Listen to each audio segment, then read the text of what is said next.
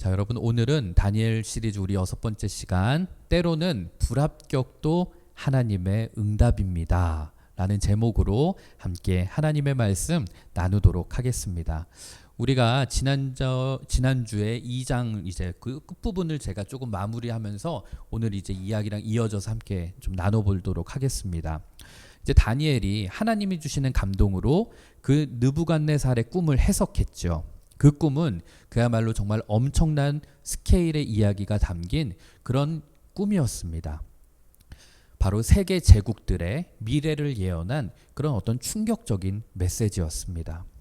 영원할 것만 같았던 바벨론도 곧 무너질 것이고 그 뒤로는 페르시아 그리고 헬라, 그리스 제국 그리고 로마가 올 것이며 그 이후로도 수많은 제국이 일어났다가 망하게 될 것이다 라는 그런 예언이었어요.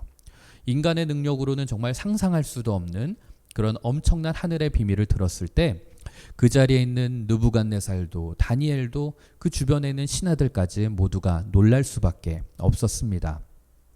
느부갓네살은 다니엘의 그 메시지를 완전하게 이해할 수는 없었지만 분명히 이 메시지가 하늘이 주시는 메시지다라는 것은 분명히 알았어요. 사람의 것이 아니라 하나님의 영광이 그 다니엘에게 부어져 있다는 것을 느부갓네살도 느꼈기 때문입니다. 그래서 정말 천하에 두려울 것 없는 정복자 느부갓네살 왕이 그 자리에서 무릎을 탁 꿇습니다. 그것이 2장 46절인데 이에 느부갓네살 왕이 엎드려 다니엘에게 절하고 명하여 예물과 향품을 그에게 주게 하니라.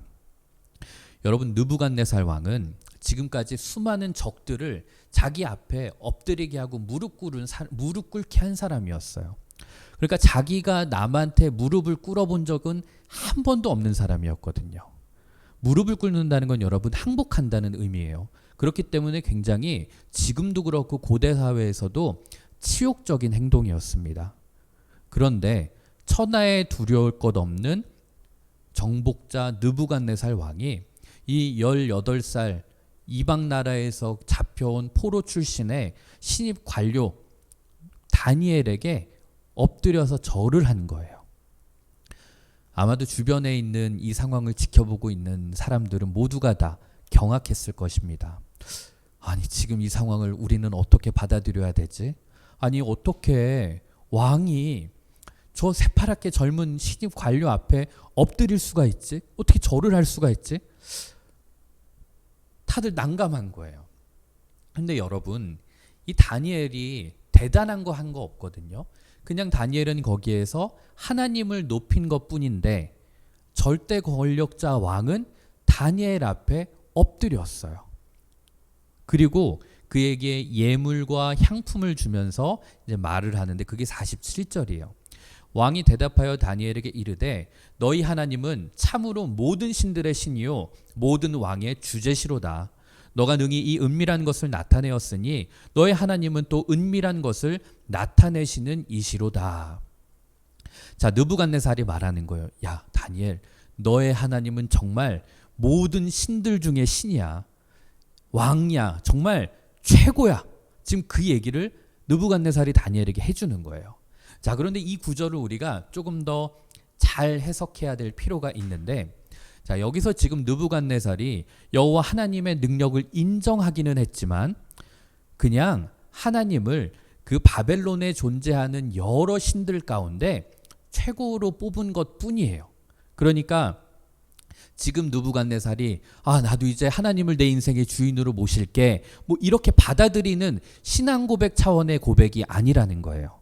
간혹 이걸 가지고 느부갓네살이 정말 하나님을 이제 그 신앙을 가졌다라고 해석하는 분들이 종종 있는데 절대 그렇지 않습니다. 그냥 하나님의 능력, 하나님의 위대하심을 인정한 것뿐이에요.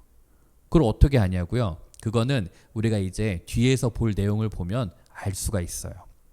어쨌든 지금 느부갓네살은 하나님의 능력에 탄복하고 감탄했어요. 그래서 다니엘에게 엄청난 보상을 해주는데 그게 48절입니다. 왕이 이에 다니엘을 높여 귀한 선물을 많이 주며 그를 세워 바벨론 온 지방을 다스리게 하며 또 바벨론 모든 지혜자의 어른을 삼았다. 자, 다니엘은 순식간에 부와 명예를 다 거머쥐었어요. 여기 보면 왕이 귀한 선물을 주었다라는 표현이 있죠. 이거는 당시의 기준으로 봐야 돼요. 우리나라 같이 지금 우리 이 상황에서 뭐 다이아 반지 몇 개 주고 뭐 금목걸이 몇 개 주고 이런 정도의 수준이 아니에요. 자, 왕조 시대 때 왕이 어떤 큰 공을 세운 신하에게 어떤 선물을 하사한다 할 때에는 이 바벨론 제국뿐만이 아니라 우리 조선 시대도 그렇고 뭐 영국 이런 데도 그렇고 일단은 기본적으로 수만 평의 땅을 줍니다. 그리고 거기에 성을 주고요. 그리고 그 성을 관리하고 땅을 지킬 수 있는 그런 하인과 병사들, 가축, 가구, 보석, 장신구, 금 뭐 이런 거를 다 주는 거예요. 다. 그러니까 뭐 규모가 작은 마을 하나, 뭐 작은 나라 하나 정도 이런 규모를 그냥 그 사람한테 띄워주는 정도의 엄청난 규모였어요. 그러니까 오늘날 표현으로 하면 이제 다니엘은 순식간에 이 바벨론 제국의 재벌 순위 안에 꽁충 뛰어 올라간 거죠. 그뿐만이 아니었어요. 성경에는 뭐라고 써 있냐면 바벨론 모든 지혜자들의 어른을 삼았다 이렇게 되어 있습니다.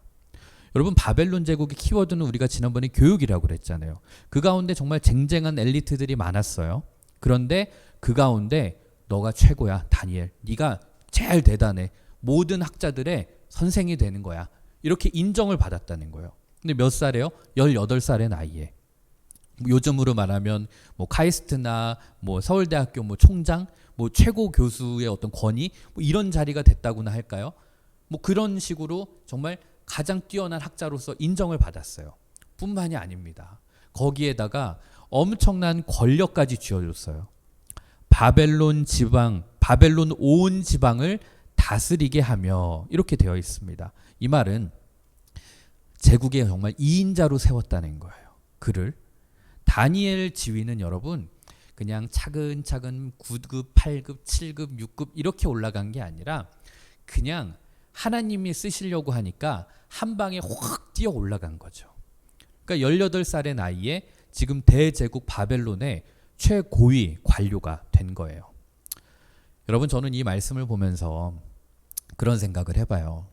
우리가 뭐 이렇게 돈이 지금 없이 사는 건 아니지만 그렇다고 뭐 세상에 나가서 우리 집은 돈이 엄청 많어라고 말할 정도, 뭐 그 정도 아니잖아요. 우리가 돈도 없고 그렇다고 뭐 내가 대통령을 알고 유명한 사람을 아는 그런 인맥도 없고, 그리고 우리 부모님이 무슨 뭐 재벌 회장 뭐 이런 거 아니고, 그렇게 능력 있는 부모님은 우리가 아니라고 할지라도 여러분, 우리 주변에 내가 가지고 있는 상황과 환경은 비록 세상적으로 조금 부족하고 낮다 할지라도 하나님이 그 사람을 세우시기로 작정하면 그건 순식간에 이루어집니다.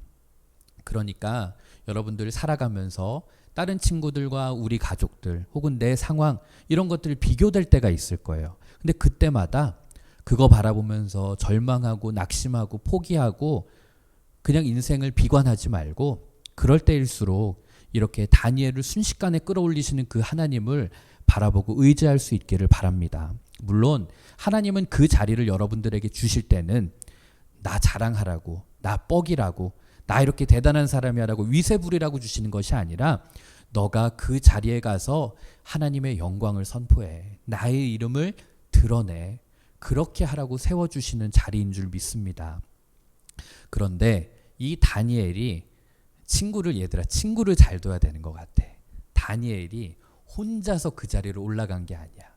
다니엘은 함께 자기와 기도했던 믿음의 친구들을 데리고 함께 그 지위로 올라갑니다. 그것이 49절인데요. 왕이 또 다니엘의 요구대로 사드락과 메삭과 아벳느고를 세워 바벨론 지방의 일을 다스리게 하였고 다니엘은 왕궁에 있었더라. 다니엘은 왕에게 자기 세 친구를 추천을 해요. 그리고 그 세 친구가 이제 지방의 여러 도시들을 관리하게 해요. 왜냐하면은 우리가 바벨론이 영토가 엄청나게 넓었다고 했잖아요. 그러니까 한 사람이 다 할 수 없어서 지방 관료들이 있었던 거예요. 뭐 지금으로 따지면 뭐 경기도지사 뭐 이런 거겠죠. 충북 뭐 도지사 뭐 이런 것들. 그러니까 다니엘은 이제 그 수도 왕이 옆에서 그 본부에서 보좌하는 역할을 한다면 그 친구들은 아마도 지방에 있는 핵심 도시의 총독의 역할을 하지 않았을까? 우리는 그렇게 추측을 해요. 자, 이렇게 해서 그들이 정말 믿음의 친구들이 바벨론 제국 안에서 함께 기도하고 서로 외롭지 않게 하나님을 믿고 하나님의 역사를 만들어가면서 그렇게 그들이 출세하고 행복하게 살았습니다 하고 끝 맺으면 너무 아름다운 이야기가 될 것 같은데 이렇게 해피엔딩으로 상황이 끝나지를 않습니다. 그냥 좀 좋게 이들이 행복하게 잘 살고 하나님 은혜 가운데 누리면서 살았습니다라고 되면 좋은데 얘기가 그렇게 끝나지를 않아요. 이제 한 10여 년의 시간이 흐른 다음에 새로운 위기가 터져 나오는데요. 그게 이제 3장 1절입니다. 느부갓네살 왕이 금으로 신상을 만들었으니 높이는 60규빗이요 너비는 6규빗이라 그것을 바벨론 지방의 두라 평지에 세웠더라. 여러분 2장에서는 다니엘이 그 꿈을 해석해 줬을 때만 해도 막 느부갓네살은 감동해가지고 야 다니엘 너의 하나님이 최고야 진짜 야 하나님이 진정한 신이다 막 이랬던 사람이 갑자기 3장에 와서는 약간 좀 뭘 잘못 먹었는지 정신이 이상하게 됐는지 완전 다른 사람이 됐어요. 그가 지금 하고 있는 일은 뭔가 하면 바벨론 수도 근처에 두라라고 하는 넓은 평지가 있었는데 그곳에 지금 계산으로 따지면 60규빗 한 30m 되는 높이에 폭이 한 30m 되는 그런 신상 거대한 신상을 세웠어요. 자 근데 이게 어느 정도 높이냐면 여러분 아파트 한 10층 정도의 높이에요. 근데 10층도 잘 여러분들이 지금 그림이 안 그려질 텐데 제가 한번 찾아봤어요. 요 높이 되는 게 뭐가 있을까? 그랬더니 중국 허난성에 마오쩌둥 동상을 만든 일이 있더라고요. 그래서 제가 찾아보니까 이게 한 30m에서 한 뭐 넓게는 36m까지 보는데 이런 거대한 신상을 그들이 만들었다는 거예요. 근데 지금 저 중국 허난성에 있는 저 신상은 겉만 그냥 금박을 묻힌 거고 이 바벨론 제국의 이 금신상은 전체가 다 금이었던 거예요. 이거는 바벨론 제국의 엄청난 그 경제력과 우리의 권세, 우리가 얼마나 위대한가 이걸 표현하는 것이었어요. 한번 상상해 봐요. 이 금신상에 태양이 떠오르면서 햇빛이 착 비치는 그 모습을 보면 그 누구가 그걸 바라보면서 감탄하지 않을 수 있겠어요. 아마 엄청난 모습이었을 거예요. 그런데 진짜 좀 궁금하지 않아요? 왜 2장에서는 그렇게 하나님이 대단하셔, 하나님 최고야, 하나님의 이름을 높였던 이 느부갓네살이 갑자기 왜 이렇게 변했을까? 자, 그것은 일단 2장과 이 3장 사이에는 굉장히 긴 세월이 지나갔습니다. 그러니까 이 신상을 만든 시기는 느부갓네살 왕이 통치하던 그 18년 시기 BC 586년이었어요. 그러니까 다니엘이 그 꿈을 해석해 줬을 때랑 지금 15년의 시간이 흐른 거예요. 그러니까 뭐 우리가 10년이면 강산이 바뀐다고 그러잖아요. 근데 15년의 시간이 흘렀으니까 이제는 느부갓네살도 나이가 좀 들었겠죠. 그렇다고 이 느부갓네살이 당시 꿈속에 나왔던 그 신상을 잊어버린 것은 아니었습니다. 오히려 이 느부갓네살이 그 꿈에 나왔던 그 신상을 너무나도 똑똑하게 기억을 하고 있었기 때문에 지금 이 사단이 벌어진 거예요. 아니 느부갓네살이 어느 날 갑자기 내가 한번 신상을 만들어 볼까? 이랬을까요? 아니에요. 예전에 다니엘이 그 꿈에서 해석해 주었던 그 신상, 그 꿈에서 봤던 그 신상이었어요. 다만 그때와 모양은 같았지만 다른 것이 있었다면 15년 전 꿈에서 봤을 때 그 신상은 머리 부분만 황금이었어요. 그리고 이제 이 머리 부분만 바벨론을 뜻하는 황금이었고 아래로 내려오면서부터는 은 그리고 뭐 동이 되고 쇠가 되고 흙이 되고 이렇게 점점 소재가 바뀌었잖아요. 그러나 이번에는 머리끝에서부터 발끝까지 다 황금으로 만든 거예요. 이게 무슨 뜻이었을까요? 느부갓네살은 이 신상을 통해서 하나님이 알려주셨던 그 계시는 틀린 거야. 이걸 보여주고 싶었던 거예요. 바벨론은 머리 부분만 빛나는 그런 잠깐 빛나고 흥왕했다가 망하는 그런 민족이 아니라, 그런 제국이 아니라, 우리는 머리끝부터 발끝까지 앞으로도 영원토록 우리 바벨론 제국은 존재할 거야. 영원할 거야. 그 메시지를 이 신상을 통해서 보여줬던 거예요. 느부갓네살은 왜 이렇게 사람이 갑자기 변했을까? 제가 한번 곰곰이 생각해 봤어요. 근데 다니엘이 처음 느부갓네살의 그 꿈을 해석해 줬을 때만 해도 그 느부갓네살 왕이 집권한 지 한 2년 3년 정도밖에 안 됐을 때였습니다. 그러니까 모든 게 다 조심스럽고 모든 게 불안정하고 모든 게 다 경계심이 있는 그런 20대 후반의 젊은 왕이었어요. 그러나 지금은 상황이 달라져서 이제 한 15년이 지나니까 느부갓네살도 한 40대 초반의 나이가 된 거예요. 그러면서도 느부갓네살은 한 번도 실패를 경험해 본 적이 없었어요. 늘 나가면 이기고 승승장구하는 역사의 일들을 벌여왔다는 거죠. 그런데 이 신상을 세우던 그 시기가 BC 596년인데 재밌는 건 이때가 언제인가 하면 바벨론 제국이 예루살렘을 완전히 함락하고 거기에 있는 남유다 왕국을 완전히 멸망시킨 해가 바로 이때예요. 그러니까 바벨론의 어떤 힘, 위세가 정점인 시기가 바로 이 순간이었어요.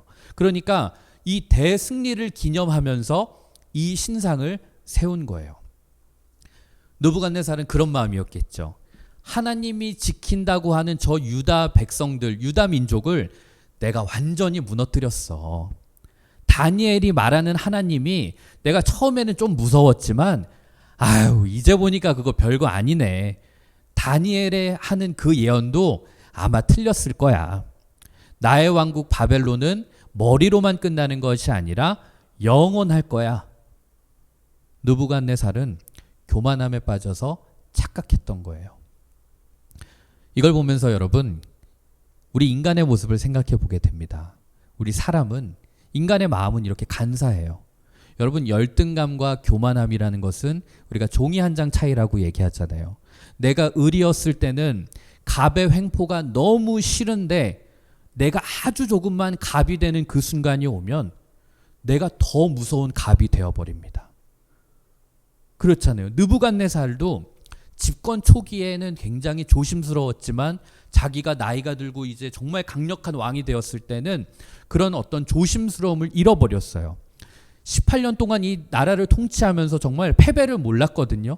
교만함에 극에 달하니까 15년 전에는 다니엘의 하나님이 대단했구나 하던 사람이 이제는 달라진 거예요.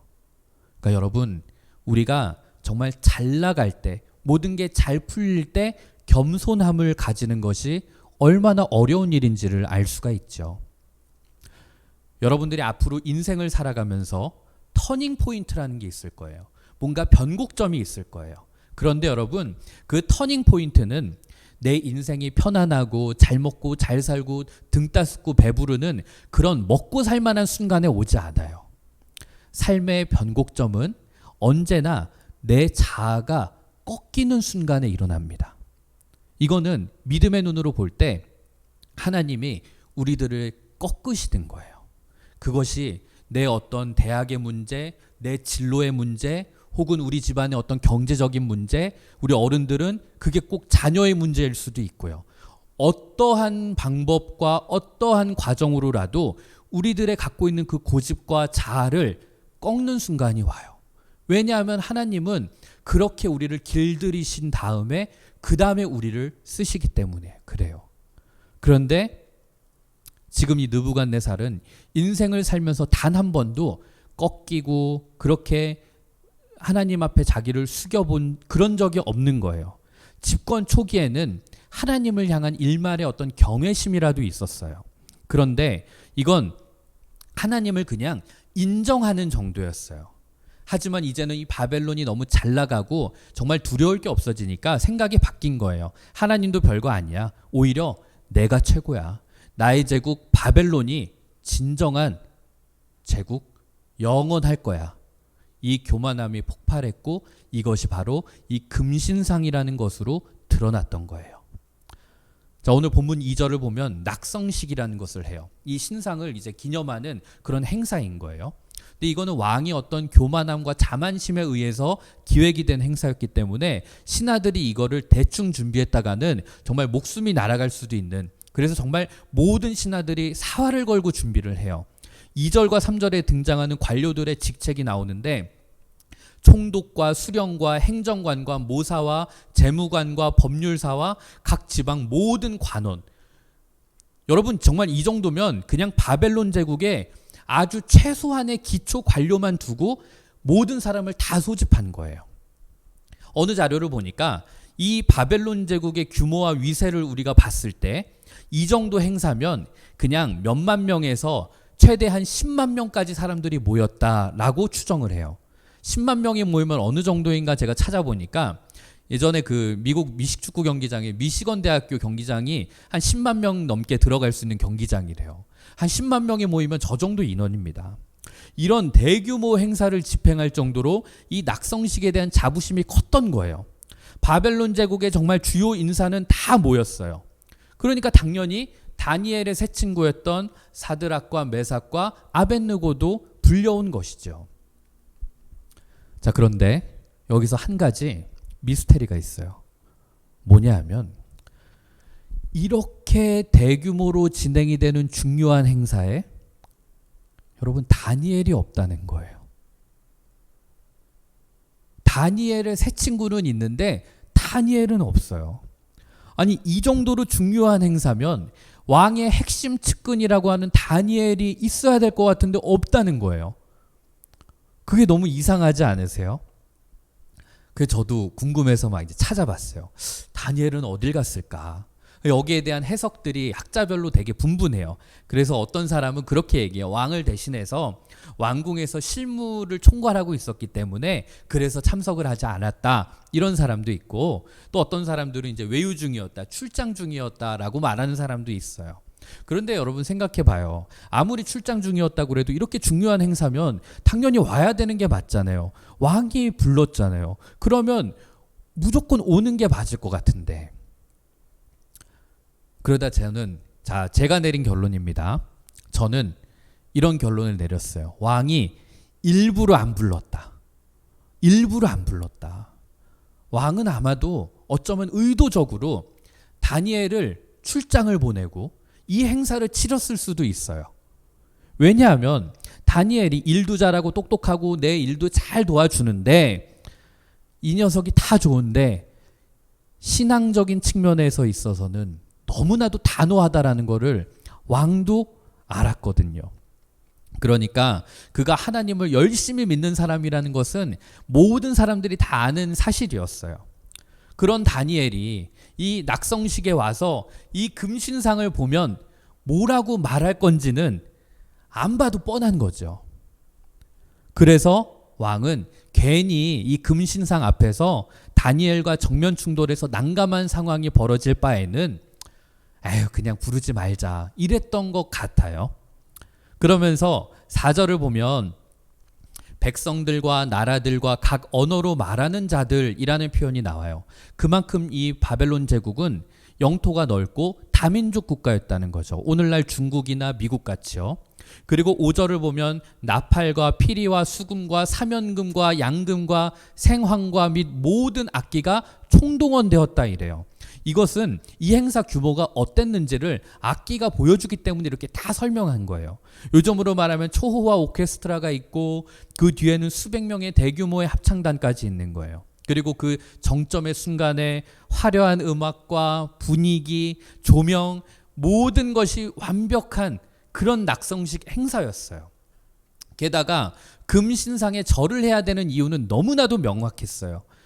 그 6절에 나오죠. 누구든지 엎드려 절하지 않는 자는 즉시 맹렬히 타는 풀무불 속에 던져 넣겠다 이랬어요. 풀무불은 그거예요. 우리가 금 같은 거 연단하고 할 때 그 불을 뜨겁게 때우는 곳 있잖아요. 거기에요. 그 안에다가 넣겠다는 거예요. 이 말을 듣고 누가 절을 안 하겠어요. 그리고 사실 좀 이게 나는 저 금신상에 절하기는 싫은데 이래도 수만 명의 사람들이 모여서 절을 하고 있는 그 상황에서는 그냥 좀 하는 척만 해도 되잖아요. 그러니까 고개만 이렇게 조금 숙였다가 그냥 하는 척만 해도 아무 문제가 없는데 문제가 하나 터지는데 그게 뭔가 하면 이 문제는 어느 한 사람의 투서, 고발로부터 이제 시작이 됩니다. 그게 8절인데요. 그때 어떤 갈대아 사람이 나와 유다 사람들을 참소하니라, 고발하니라 이랬어요. 갈대아 사람 우리 들어봤죠. 이 사람들은 우리가 다니엘서 이 앞부분을 볼 때 왕의 핵심 브레인이었다고 하는 그 천문학자들을 말하는 거예요. 이 갈대아 사람들이 그 당시 했던 일은 왕 옆에서 꿈을 해석해주고 왕이 어떤 의견을 자문해주고 조언을 해주는 그런 역할이었어요. 그렇게 오랜 세월 동안 그들이 왕 옆에서 터줏대감처럼 자리 잡고 있었는데 졸지에 다니엘과 그 세 친구들이 등장을 하면서 왕의 인정을, 왕의 총애를 받기 시작하고 그들이 막 관직 사회에서 승승장구하면서 올라갔던 거예요. 그러니 그 전에 있었던 이 갈대아 사람들은 이걸 보면서 얼마나 약이 오르고 화가 났겠어요. 굴러온 돌이 정말 박힌 돌 빼낸다고. 그러니까 그들은 저 자식들 진짜 흠잡을 만한 게 뭐가 있을까? 그거를 호시탐탐 노리고 있었어요. 그런데 15년을 지켜봐도 얘네들이 너무 잘하는 거예요. 뇌물도 안 받고 개인적인 사생활도 깨끗하고 뭐 가족 비리도 없고 너무 완벽한 거예요. 그런데 바로 오늘 이 낙성식을 하는 이 날, 그 순간을 포착했던 거예요. 됐다. 이제 이 녀석들을 한 방에 날려보낼 수 있는 기회가 왔어. 그래서 이제 왕 앞에 나아가서 참소하는 거예요. 고발하는 거죠. 왕 앞에 나가서 첫 멘트가 이거예요. 왕이여 만수무강하옵소서. 이제 이 사람들은 늘 압첨, 아부가 몸에 밴 사람들이죠. 그렇게 아첨하고 이제 왕한테 얘기하는 거예요. 왕께서 이렇게 공을 들여서 행사를 준비하셨는데 왕의 뜻을 무시하고 절하지 않는 자들이 있습니다. 이렇게 얘기하는 거예요. 이들이 어떤 속내로 이 고발을 했는지가 12절에 나오는데 왕이 세워 바벨론 지방을 다스리게 하신 자들이 그랬습니다. 이 말은 왕의 은총을 입은 자들이 이렇게 왕의 은혜를 원수로 갚네요. 왕이시여, 이 정도 고위직에 있는 사람들이라면 모범을 보여야 되지 않겠습니까? 이 사람들을 징계하지 않으면 나라의 기강, 나라의 위계 질서가 다 무너질 수 있으니까 이것은 왕께서 꼭 엄히 다스리셔야 됩니다. 이러는 겁니다. 여러분, 다니엘의 세 친구 입장에서 한번 보세요. 다니엘 세 친구는 열심히 일하면서 살았거든요. 그런데 어느 날 갑자기 금신상 행사 오라고 갔더니 이런 마늘하늘의 날벼락처럼 뭔가 일이 터진 거예요. 제가 좀 잘못을 하고 내가 좀 실수해서 질책을 듣고 뭐 핍박을 받는 거라면 좀 괜찮을 법도 한데 이거는 뭐 이들이 반성하고 뭐 회개할 일이 아니에요. 그냥 비가 오면 맞아야 되는 것처럼 그냥 맞아야 되는 상황이에요. 여러분, 성경은 하나님의 사람들에게 날마다 365일 매일 좋은 일, 평안한 일, 행복한 일만 있다고 말하지 않아요. 하나님을 믿는 자들에게도 이런 날벼락 같은 순간들이 올 수 있다. 그러나 너희들은 놀라지 말아라. 두려워하지 말아라. 베드로전서 4장 12절에서 14절은 이렇게 말해요. 사랑하는 자들아, 너희를 연단하려고 오는 불시험을 이상한 일 당하는 것과 같이 여기지 말고 오히려 너희가 그리스도의 고난에 참여하는 것으로 즐거워하라. 이는 그의 영광을 나타내실 때에 너희로 즐거워하고 기뻐하게 하려 함이라. 너희가 그리스도의 이름으로 치욕을 당하면 복 있는 자로다. 영광의 영, 곧 하나님의 영이 너희 위에 계시기 때문이다. 앞으로 여러분들이 살아가는 과정 가운데 정말 상상도 못할 만한 억울한 일, 화나는 일, 말도 안 되는 핍박과 공격, 미안하지만 여러분 삶 가운데도 있을 거예요. 그러나 그러한 시간이 내 삶에 펼쳐졌을 때 그 시간은 영광의 영이신 하나님의 영이 우리 가운데 특별하게 임하게 되는 그런 축복의 시간이라는 겁니다. 여러분들은 그 어려움의 과정을 통해서 하나님의 특별한 은혜를 체험하게 될 것이고 그 가운데서 여러분을 향한 하나님의 마음, 하나님의 사랑을 깨닫게 될 것입니다. 그러므로 그런 어려움의 시간이 여러분들 삶 가운데 펼쳐졌을 때 포기하고 하나님 원망하고 절망하기보다는 능력의 하나님을 바라보며 견딜 수 있는 저와 여러분 되셨으면 좋겠습니다. 아무튼 이 갈대아인들의 고발이 성공했어요. 왕의 자존심을 건드리면서 왕의 분노가 폭발합니다. 13절 보면 느부갓네살 왕이 노하고 분하여 사드락과 메삭과 아벳느고를 끌어오라 바람에 드디어 그 사람들을 왕의 앞으로 끌어온지라. 여러분, 솔직하게 어지간한 상황 아니었으면 끌고 올 필요도 없이 그냥 단칼에 죽여버리면 끝입니다. 그런데 왕이 야, 누구야? 절 안 하는 녀석들이 도대체 누구야? 하고 물어봤더니 사드락과 메삭과 아벳느고입니다. 이렇게 대답하는 거예요. 이 말을 듣는 순간에 왕은 이 상황이 정말 만만치 않은 엄중한 상황이라는 것을 느낀 거예요. 아니, 하급 관료, 초급 관료도 아니고 아무 잘못도 없이 15년간 성실하게 일해온 이 사람들을 함부로 죽일 수는 없는 거예요. 그냥 명분 없이 죽였다가는 왕의 어떤 리더십, 민심이 요동칠 게 뻔하거든요. 그러니까 일단은 불러서 신문을 하는 거예요. 세 사람은 이제 왕 앞에 끌려왔어요. 그런데 재밌는 건 이들을 신문하는 왕의 태도가 얼마나 난처한 상황인지를 우리들은 느낄 수가 있어요. 14절 15절을 보면 느부갓네살이 그들에게 물어 이르되 사드락 메삭 아벳느고야, 너희가 내 신을 섬기지 아니하며 내가 세운 금신상에게 절하지 아니한다 하는 것이 사실이냐? 이제라도 너희가 준비하였다가 나팔과 피리와 수금과 사면금과 양금과 생황과 및 모든 악기 소리를 들을 때 내가 만든 신상 앞에 엎드려 절하면 좋거니와 너희가 만일 절하지 아니하면 즉시 너희를 맹렬히 타는 풀무풀 가운데에 던져 넣을 것이니 능히 너희를 내 손에서 건져낼 신이 누구이겠느냐 하니. 잘 한번 보세요. 야, 너희가 지금 내 우상신, 내 신을 섬기지 않고 내가 세운 그 금신상에 절하지 않는다라는 것이 사실이니? 이렇게 물어봤으면 답변을 기다려야 되잖아요. 답변을 기다리지 않아요. 바로 그냥 대답할 틈도 주지 않고 왕이 바로 말을 해요. 너희가 준비했다가 음악 소리에 맞춰서 절하면 좋겠구나. 이 말은 뭔가, 야, 너희들이 그냥 절하면 없던 일로 해줄게. 이제라도 내가 한 번 더 기회를 줄게. 여러분, 느부갓네살이 왜 이렇게 했을까? 한번 상상해 보세요. 절하지 않는 사람이 사드락과 메삭과 아벳느고입니다라는 보고를 들었을 때부터 왕은 머리가 복잡했을 거예요. 가장 내가 껄끄럽게 생각했던 다니엘도 지금 안 부르면서 이 행사를 벌였는데, 그래서 이제는 감히 나에게 저항할 만한 인간이 없을 거다라는 생각에 안심하면서 이 행사를 했어요. 상상도 못했는데, 그런데 사드락과 메삭과 아벳느고라는 그 이름을 딱 듣는 순간에 맞다. 내가 왜 얘네들을 생각을 못했지? 얘네 다니엘의 친구지. 얘 다니엘이랑 친한 애들이지. 그럼 얘네도 여호와 하나님 믿겠지? 그냥 얘네들도 내가 뺄걸. 야, 왜 연락을 했을까? 느부갓네살은 이미 머리에 그림이 그려지는 거예요.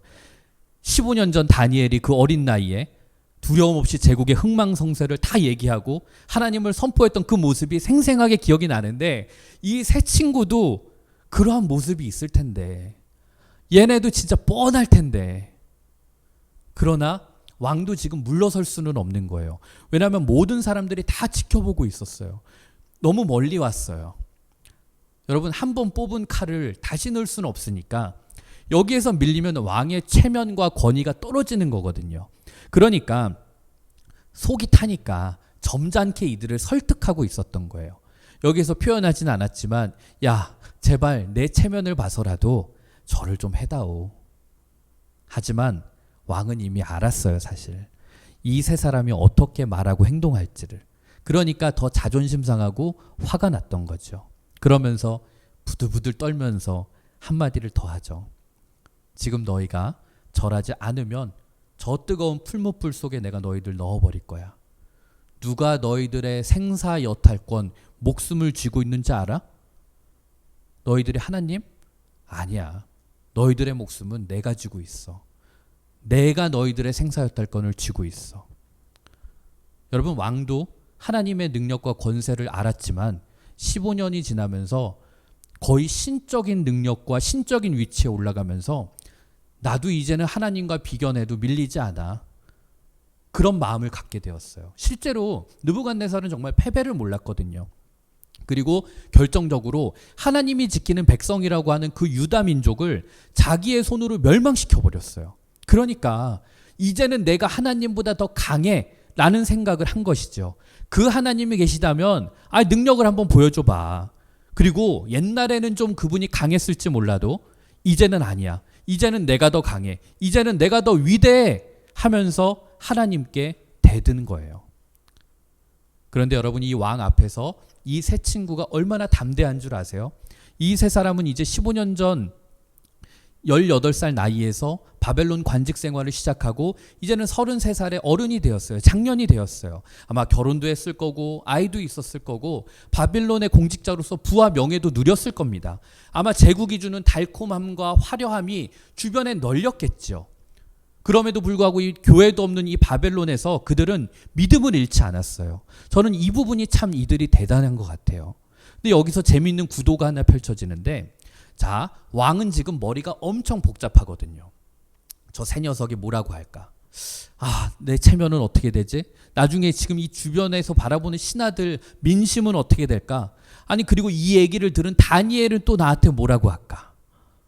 마음이 복잡한 거예요. 그런데 재밌는 건 이 다니엘의 세 친구는 전혀 복잡하지가 않아요. 이들이 하는 말을 보면 단순해요. 여러분, 믿음의 사람은 단순해요. 모든 게 심플합니다. 말이 길어지고 복잡해지고 수식어가 많아진다는 것은 그 안에 진실이 점점 없어진다는 거예요. 이것저것 생각할 게 많고 고려할 게 많고 눈치 보는 게 많다는 거예요. 여러분, TV를 보면 정치인들, 대변인들이 TV 나와서 하는 말들 한번 들어봐요. 사과하거나 논평을 낼 때 그거 무슨 말인지 알겠어요?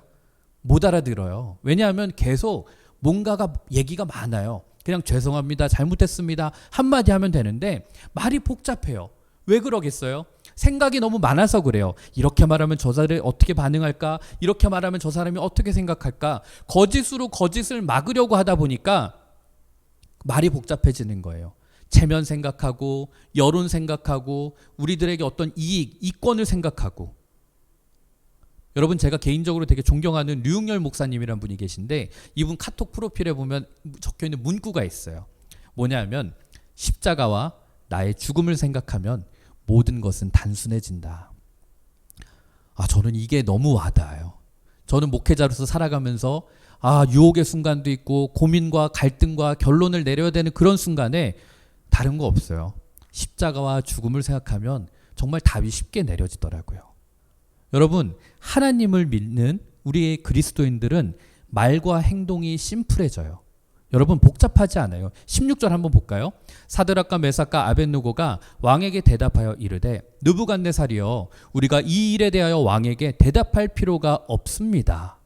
대답할 필요가 없나이다. 이 말을 좀 풀어서 보면 생각할 필요도 없습니다. 고민하지 않겠습니다. 좀 거칠게 심하게 말하면 기도조차 할 필요가 없습니다. 이 말을 하고 있는 거예요. 여러분, 신앙생활 하면서 우리가 제일 많이 쓰는 표현 중에 하나가 기도해 보겠습니다 라는 말이에요. 그런데 이 말을 우리도 모르게 너무나도 우리는 자기중심적으로 사용하고 있는 것 같습니다. 교회 안에서 기도해 보겠습니다 라는 말은 대부분 하기 싫습니다, 어떤 거절의 완곡 어법으로 사용되는 경우가 많아요. 예를 한번 들어볼까요?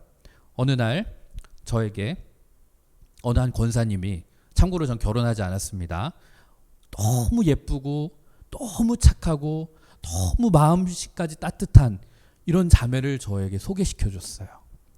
제가 보니까 너무 예쁜 거예요. 그러면 제가, 권사님이 이 자매 한번 만나볼래요? 이러면 네 권사님, 제가 순종하겠습니다, 알겠습니다 이러죠. 근데 만약에 제가 그 자매 딱 사진을 봤는데 아니야, 너무 별로야, 그럼 제가 뭐라고 할까요? 권사님 싫어요, 못생겼잖아요, 이렇게 말할까요? 그렇게 말 못하죠.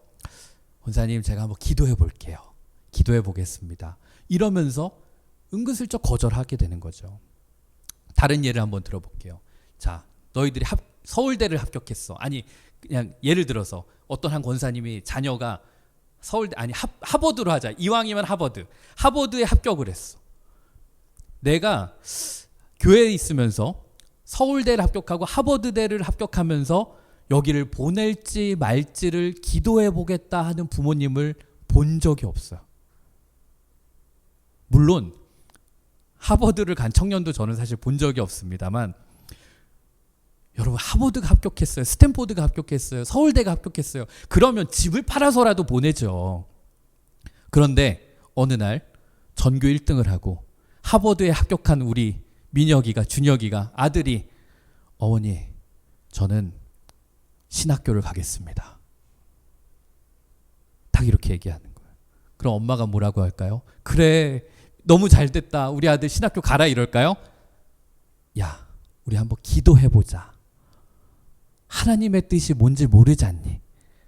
그리고 새벽기도 나오시겠죠. 하나님 뜻을 알려주옵소서 막 기도할 거예요. 여러분 근데 뜻을 모르긴 뭘 몰라요. 우리는 사실 하나님의 뜻을 대부분 알아요.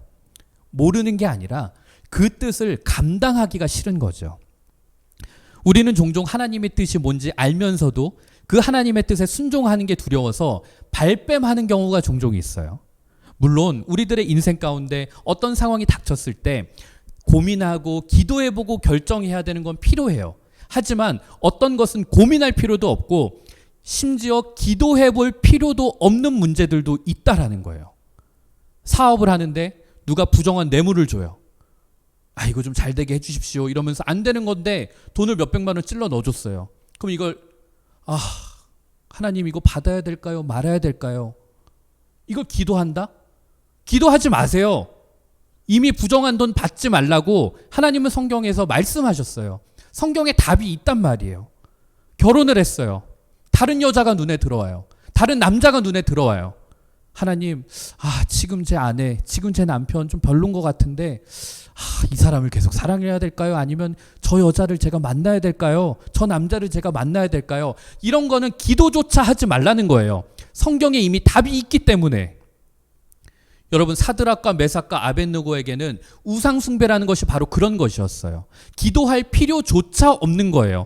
그들은 이미 어렸을 때부터 심겨졌던 하나님의 말씀이 굳게 버티고 자리 잡고 있었습니다. 이 말씀이 떠올랐던 거죠. 출애굽기 20장 4절에서 6절을 보면 너를 위하여 새긴 우상을 만들지 말고 또 위로 하늘에 있는 것이나 아래로 땅에 있는 것이나 땅 아래 물속에 있는 것에 어떤 형상도 만들지 말며 그것들에게 절하지 말며 그것들을 섬기지 말라. 나 너의 하나님 여호와는 질투하는 하나님인즉 나를 미워하는 자의 죄를 갚되 아버지로부터 아들에게로 3, 4대까지 이르게 하거니와 나를 사랑하고 내 계명을 지키는 자에게는 1000대까지 은혜를 베푸느니라. 여러분 위기의 순간에 이 말씀이 탁 떠오른 거예요. 그러니까 이들은 고민해 볼 필요도 없는 거죠. 이렇게 말씀을 통해서 분명히 알려주신 것은 여러분 기도하고 고민할 필요도 없습니다. 그냥 순종하면 되는 거예요. 여러분 믿음의 이 세 사람들은 비겁하게 돌려서 주저리 말하지 않아요. 17절 말씀인데요. 우리 한번 이것은 다 같이 읽어보도록 하겠습니다. 시작. 왕이여 우리가 섬기는 하나님이 계시다면 우리를 맹렬히 타는 풀무불 가운데서 능히 건져내시겠고 왕의 손에서도 건져내시리이다. 왕의 손에서도 건져내시리이다. 여러분 이 말에는 사드락과 메삭과 아벳느고의 믿음이 들어가 있어요. 이들은 아무리 이방 나라 왕이라고 해도 열심히 충성을 다해서 섬겼어요. 하지만 이 왕은 자기 자존심이 상하니까 한순간에 돌변해서 15년간 성실하게 일했던 자기의 부하를 죽이는 거예요. 여러분 이게 성경 속만의 이야기일까요? 여러분들이 앞으로 나아가서 살아가야 될 세상이 바로 이런 곳이라는 거예요. 내가 애쓰고 수고한 만큼 꼭 보상을 받지 못하게 되는 경우들도 수두룩하다라는 거예요. 열심히 회사에 나가서 일해도 해고당할 수 있고요. 내가 열심히 충성을 다하고 일했지만 쓸모가 없어지면 버려질 수도 있어요. 그러다 보니까 그런 일들을 당할 때 하나님 안 믿는 사람들은 좌절하고 인생을 포기하고 스스로 목숨을 끊는 경우까지 있어요. 그러나 하나님의 사람은 이런 일들을 당할 때 극복할 수 있어요. 사드락과 메삭과 아벳느고도 배신감 느꼈겠죠. 아니 우리가 얼마나 열심히 바르게 일을 했는데 우리를 이렇게 한 방에 날려보낼 수가 있어.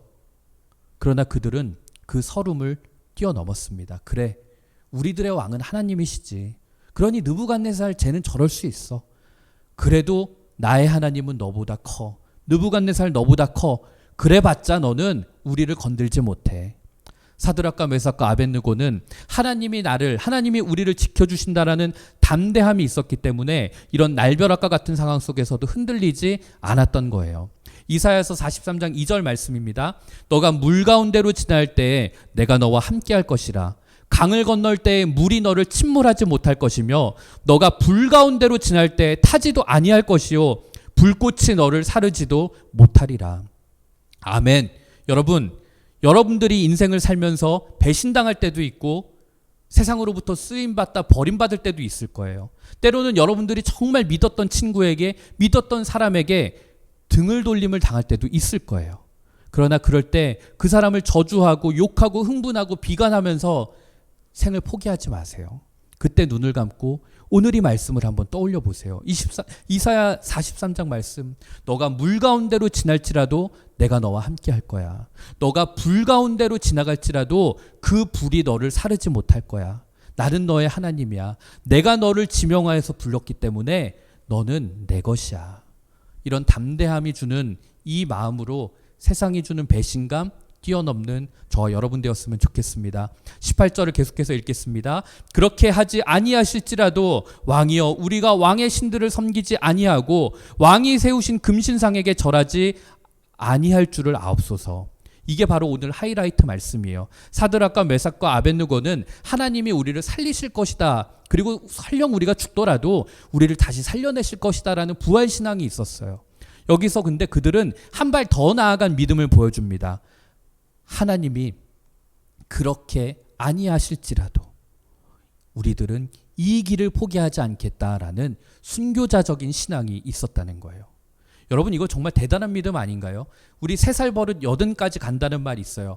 15살에 우상에게 바쳐졌던 그 음식을 먹지 않겠다고 결심했던 다니엘과 이 세 친구들, 그들은 어릴 때 우리 처음 말씀 들었던 것처럼 마음의 영적인 마지노선을 그었어요. 이 이상은 절대 우리에게는 용납될 수 없어. 근데 그 마지노선이 이들에게는 30이 넘어서까지도 계속 그어져 있었다는 거예요.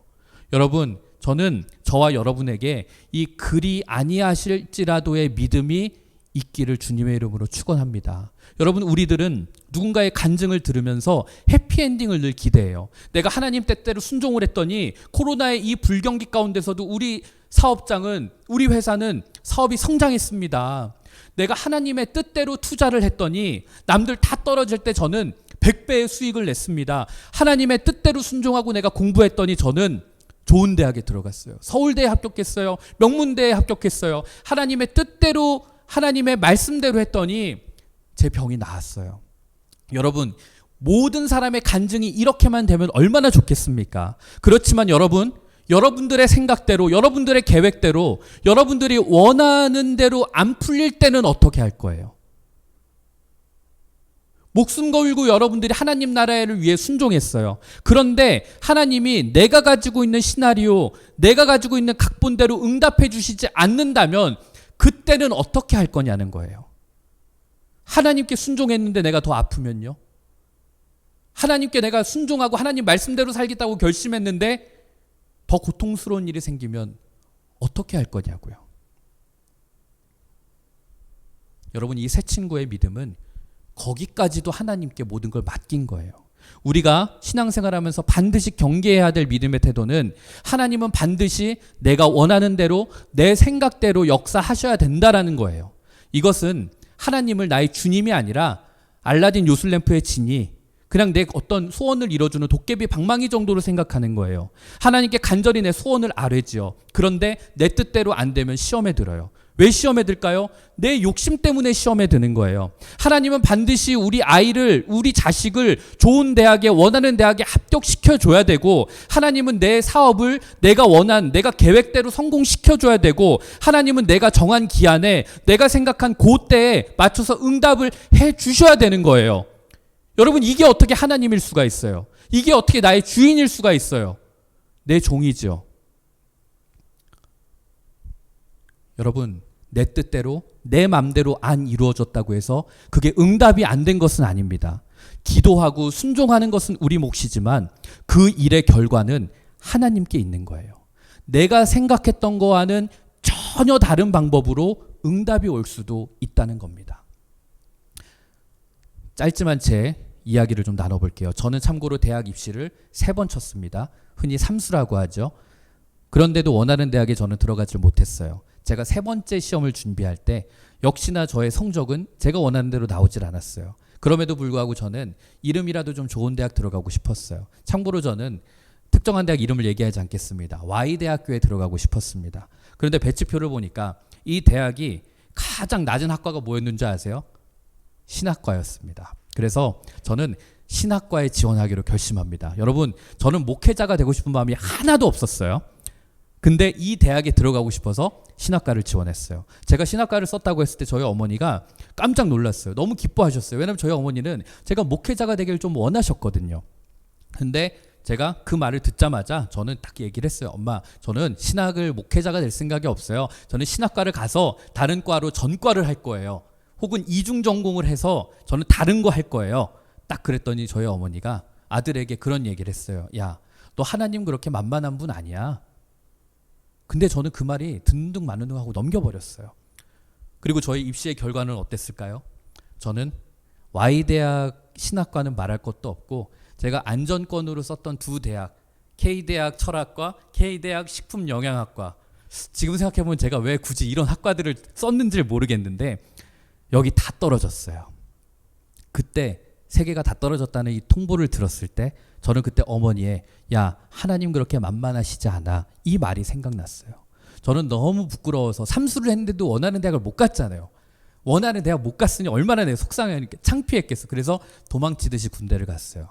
근데 군 생활을 하면서 진짜 기적처럼 하나님의 은혜로 저는 신학을 공부한 사람도 아닌데 군종병을 하게 됐어요. 그래서 교회에서 목사님을 섬기면서 교회를 섬기다가 이제 군 생활을 마쳤어요. 그러면서 제 안에는 목회자로서의 부르심을 받고 이제 신학대학교 입학을 준비하게 됐어요. 그런데 제가 원래 다니던 학교가 있었기 때문에 편입을 해야 되겠다라는 생각이 듣고 우리나라에 있는 신학교 한 5군데를 제가 적었어요. 그리고 이제 썼는데 그 가운데 제가 한 학교를 꼭 썼어요. 그게 어느 학교였을까요? Y대였어요. 무슨 과? Y대 신학과를 제가 썼습니다. 그리고 그 학교가 그 저의 입시 일정 중에 제일 처음에 있는 학교였어요. 저는 5군데의 신학교의 입시 과정 중에 이 Y대 신학과를 제일 열심히 공부했어요. 왜냐하면 제 머릿속으로 제 나름대로의 간증이 있었거든요. 한번 들어보세요. 아, 여러분, 제가 하나님을 목적이 아니라 수단으로 생각하고 Y대학교 신학과에 썼을 때 저는 모든 시험이 다 떨어졌습니다. 그러나 이제는 제가 목회자가 되기로 마음을 먹고 정말 하나님을 수단이 아니라 목적으로 생각을 하고 Y대학교 신학과를 썼더니 하나님이 저를 합격시켜 주셨습니다. 할렐루야, 아멘. 주님을 찬양합니다. 하나님은 살아계십니다. 여러분들도 하나님을 수단이 아니라 목적으로 삼으십시오. 그리하면 하나님께서 여러분의 꿈을 이루어 주실 것입니다. 아멘이 절로 나오지 않니? 얘들아, 꽤 괜찮은 간증이었어. 그리고 저는 Y대학교 필기시험을 보러 갔어요. 아직도 생각이 나요. 2시간 동안 논술을 쓰는 시험이었는데 답안지를 제가 앞뒤로 완벽하게 딱 적어내고 딱 시계를 보니까 5분이 남았더라고요. 완벽했어요. 정말로 1차 필기시험을 패스했어요. 2차 서류심사인데 저는 뭐 필기시험도 잘 봤고 자기소개서도 잘 썼고 신앙고백서도 잘 썼기 때문에 기대가 되었어요. 합격자 발표의 날이었습니다. 제 방에 들어가서 인터넷으로 합격 여부를 한번 딱 클릭하는 순간이었어요. 저는 내가 이걸 딱 클릭하고 합격의 이걸 볼 때 내가 어떤 세레모니를 해야 좀 은혜로울까? 막 그걸 보고 무릎을 꿇고 기도를 해야 될까? 막 하나님을 향해 2손을 들어야 될까? 이런 감격의 세레모니를 하면서 딱 눌렀는데 죄송합니다. 합격자 명단에 없습니다. 불합격입니다. 딱 이 통보가 뜨는 거예요. 제가 딱 조용하니까 저희 어머니가 거실에 있다가 물어보는 거예요. 어떻게 됐어? 제가 말이 없었어요. 그러다가 떨어졌어요. 이러니까 저희 어머니도 당황하셨어요. 제가 장난하는 줄 알았어요. 다시 물어보시더라고요. 그래서 진짜 떨어졌다고. 그랬더니 어머니가 정말 조용히 거실에 앉아서 한숨을 쉬시더라고요. 그리고 저는 더 할 말이 없어서 제 방으로 들어갔어요. 그리고 너희들 떨어져 본 적이 없어서 모르지? 진짜 그때가 얼마나 비참한지. 침대에 제가 고개를 쳐박고 2손을 모으고 기도했어요. 하나님, 제가 교만했네요. 제가 건방 떨었네요. 아직도 제가 학벌이라고 하는, 학력이라고 하는 이 열등감을 떨쳐내지를 못했네요. 이렇게라도 알려주셔서 감사합니다. 하나님, 비록 제가 떨어졌지만 저는 하나님 원망하지 않겠습니다. 그리 아니하실지라도 저는 하나님을 믿습니다. 제 인생을 책임져 주세요. 이렇게 기도했어요. 그러면서 눈물이 막 쏟아져 나오더라고요. 그리고 그렇게 울다가 잠들어 버렸어요. 여러분, 저는 지금 하나님께 되게 감사해요. 왜냐하면 비록 제가 계획했던 그 간증 시나리오대로 저는 되지 않았어요. 그래도 괜찮아요. 왜냐하면 제가 썼던 시나리오보다 훨씬 은혜롭고 훨씬 깊은 간증이 제 삶 가운데 펼쳐지고 있거든요. 만약 그때 제가 원하는 대로 진행이 되었다면 아마도 저는 세상과 양다리에 걸쳐서 살아가다가 아마 하나님을 떠났을 거예요. 그리고 저는 제가 계획한 대로 목회 여정이 다 풀렸다면 아마도 저는 이기적이고 교만하고 못된 성품의 목회자가 되었을 겁니다. 제 야망을 위해서 성도들을 이용하는 그런 목회자. 하나님은 저를 그런 모습으로 빚기 원하지 않으셨던 것 같아요. 그래서 저를 더 예수님 닮은 성품으로 빚어가고 계시고, 저는 제 앞으로의 날이 훨씬 더 기대가 돼요. 지금은 비록 부족하지만 그때는 하나님이 저를 더 나은 모습으로 빚어가실 거라는 믿음과 확신이 있기 때문에 그렇습니다. 사랑하는 여러분, 여러분 인생에도 아마 하나님이 그리 아니하실지라도의 순간이 올 거예요. 내 삶의 문제를 하나님이 순식간에 해결해 주시고 순식간에 그 문제들을 다 치워주시지 않아요. 그러나 그러한 순간에도 그리 아니하실지라도의 믿음을 가지세요. 그러면 반드시 하나님의 때에 하나님의 방법으로 하나님의 영광이 저와 여러분에게 임하실 줄 믿습니다.